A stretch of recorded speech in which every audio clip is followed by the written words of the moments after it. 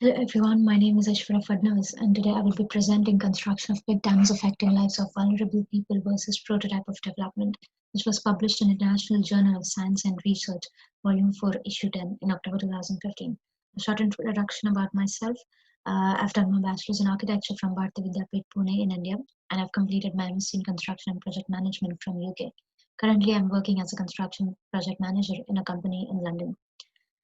So let's start with the presentation. I will just go through the brief contents, which will start with introduction, literature review, which will include big dams in India, effects on environment, effects on people, and the discussion, the suggestions, and the conclusion. Let's start with the introduction. Large dams were constructed for social and economic development of the country, which provides water to farmers for irrigation, industrial and domestic difficulties, store water, and for regulated floods. However, large dams have forced some 40 to 80 million people from their lands in the past 6 decades and affected 10% of the population. We need to respond to this massive human rights problem and environmental impacts of these large dams. Affected people and supporting local and international organizations should join together and fight together for the change in how and whether the dams are planned, designed, and built.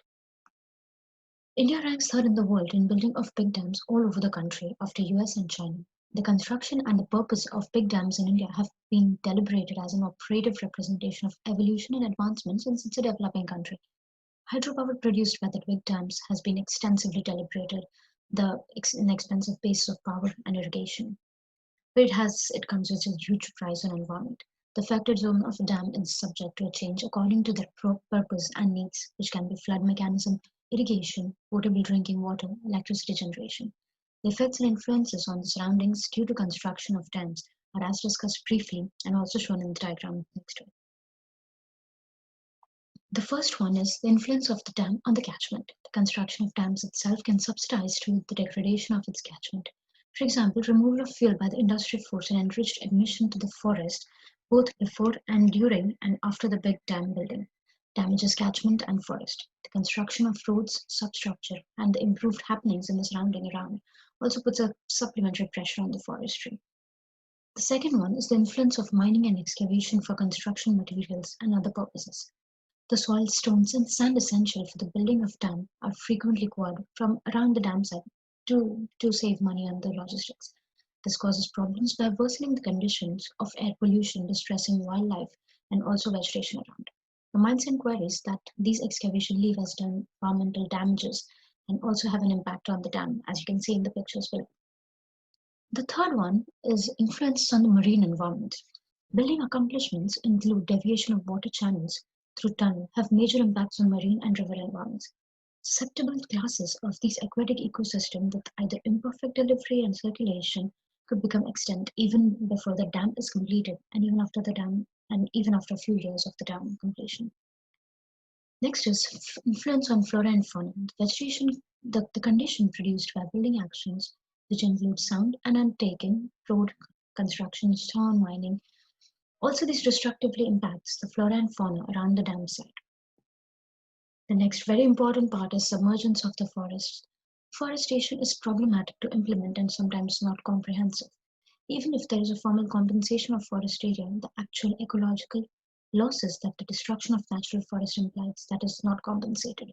You can see the two pictures below which shows that submergence forest should be addressed properly and needs to be addressed.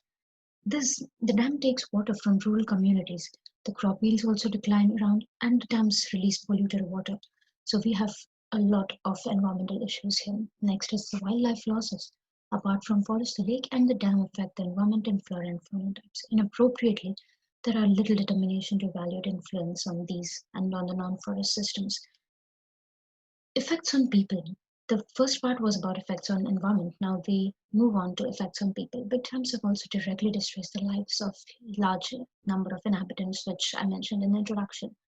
These adverse effects, along with the influence on lives, are as discussed briefly in the following slides. The first we'll go through is influence on inhabitants' well-being. Mosquitoes, which are carriers of diseases, breed in the small pools created on the boundaries of these water dams. And due to the dropping and raising of the water level of the source, this is caused. The black flies that spread river blindness lay their eggs in the fast flowing water, like the water that flows out of the dam. You can see in the diagram next to this text that reservoirs are often polluted. There is with the pesticides, fertilizers, etc. The reservoirs create other health problems too, like diseases. And the dams kills fish and destroy the fisheries, which is a huge environmental issue and needs to be addressed for the inhabitants who are living there nearby. Influence on electricity supply lines. Very often passageways have to be amended through the forest and other natural systems to house power lines. These passageways should be sustained to allow restoration and progressive work. This has a long-term effect on the ecosystem and the inhabitants. Most of the power lines are high-tension power lines, which can cause fires and be hazardous to the people living around and also the birds and animals. The fourth is influence of rehabilitation or relocation actions. This is one of the most important effect on the people. The locations for rehabilitations are engraved out of any environmental fragile areas. When large masses are relocated to fresh areas, there is often adverse impact on the neighborhoods.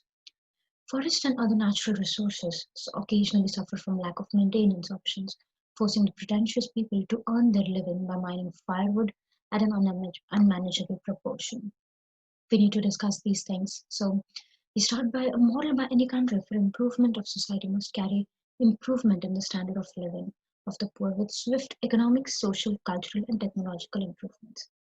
There was an immense dam building after 1947, and a large number of people were relocated from their inherited birthplaces and lands.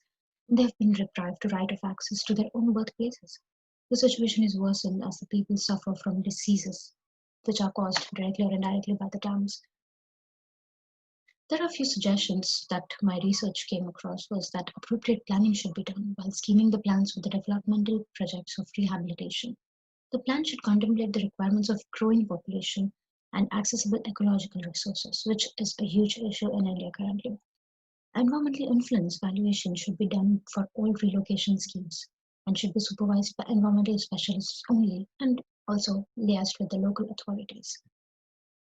In the conclusion, I would like to say that NGOs, media, and public-spirited citizens play a very vital role in generating awareness about requirement to conserve the environment. Savings in the big dam schemes confirm negative tendency across the whole world, leading into unsolvable socio-economic issues and also a huge ecological expenses at the stake. Under the sustainability, both right to development of the inhabitants and right to environment are compatible characteristics, and they should coexist. The fundamentals to carry out economic accomplishments for providing elementary facilities, comforts to enormous population should be considered for growing population with aim for environmental protection only. These are the references if you'd like to go through, and thank you very much for attending the presentation.